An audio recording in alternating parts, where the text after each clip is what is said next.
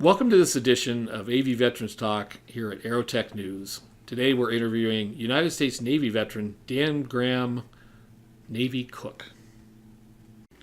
Hey, welcome to another edition here of Antelope Valley Veterans Talk Radio for Aerotech News. We're at Rancho Village today, which is now Holiday, and I'm sitting here with United States Navy veteran Dan Graham, who's been kind enough to come in. He's going to share a little bit of experience in World War II, United States Navy during that time period, correct? So how you doing, Dan? I'm doing fine now. Yeah, so you tell me you're 90 years young, huh? I am. 90 years. So we're kind of chatting there, and you're one of those Navy guys that seem to get in to the Navy when you're underage. You're 17? Well, yeah, 17. Yeah, and I had to get permission from my parents. right. They had to sign for you, didn't they? They did. Yeah. It was either that or I ran away. Yeah, ran away. One of the two. They had a choice. There you go. So if you were telling me now, were you born in Chicago? Born and raised. Born and raised in Chicago. West Side.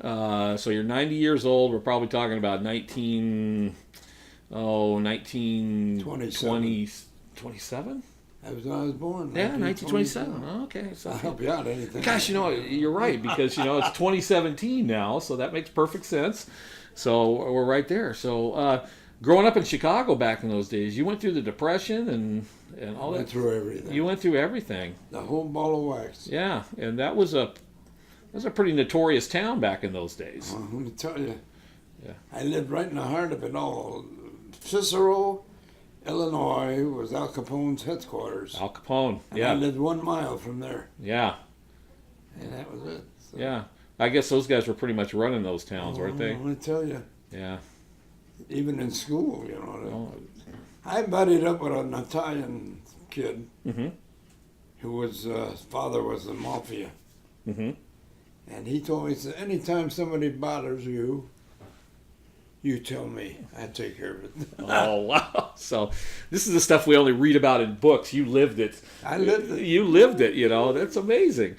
And, of course, Al Capone. He was a Nazi, but he died in the wrong way. Yeah. Yeah, I think he died he had fistless, Yeah. whatever. Yeah. Sex disease. Yeah. He died from that. He died in Florida, I believe. Yeah. Well, he spent some time in Alcatraz, I think. I don't know if he did. I think they say he did. I don't know if he did or not. Yeah. I have no idea. But anyway, and you went through school. I'm sure you did. Though, like I said, you were at school and you had mafia looking out for you in school. That's pretty cool, I guess. Yeah. And so high school. So World War II broke out, and I was in high school. You were in high school when Pearl Harbor was attacked. 41. 47th. Yeah. What was that like when that happened? Was that? It was a real.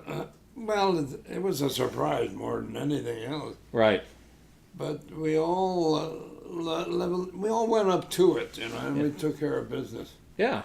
And I was still a kid in those days, so I didn't know much about war or whatever. Of course. Yeah. And when I would turn 17, I suddenly realized what it was. Yeah. So that's when I got my parents together, and I said, we moved here then. Mm-hmm. That's right. Mm-hmm. Now I remember that. Mm-hmm. We moved here, and I said, I ain't living here. Yeah. I didn't know anybody. I was still in high school. Nobody wanted to make friends in those days. Yeah. And I said, either you sign or I'm going. Yeah. So they signed. Yeah. Did you? He was smart, my old man. He was pretty good head. Well, military service during that time was. He wasn't in it, but he came from Europe. Mm-hmm. He was born in Lithuania. Mm-hmm. My mother come from White Russia. Mm-hmm. And that was the end of it. Yeah. Oh, yeah. Did you have any brothers or sisters? I had one sister. One sister? She's just. Yeah. She died on a bad thing, And, yeah. She. What the hell? Oh, she needed a transfusion. She needed 90 pints of blood. 90 pints, wow. And I got them supplied. Yeah. Because I'm kind of putting it together now. Yeah. I was already out of the service when I was eligible for anything, you know. Mm-hmm. And I was working in down in L.A. somewhere. I don't even know what I was doing, to be honest with you. Yeah, yeah. I think I worked for the post office, my job. I did. There you go. So. And then I supplied the blood for her 90 transfusions. Wow. And then she passed away, of course. Yeah, that's too bad. So, well, we'll take our first break, and when we come back here, we'll talk about those early days in the United States Navy. Okay, as best we can do. So, okay. So we'll be right back here. We'll take a break. So we'll be right back here at AV Veterans Talk. You're in charge. There you go. Thank you for joining us for this segment of AV Veterans Talk for Aerotech News.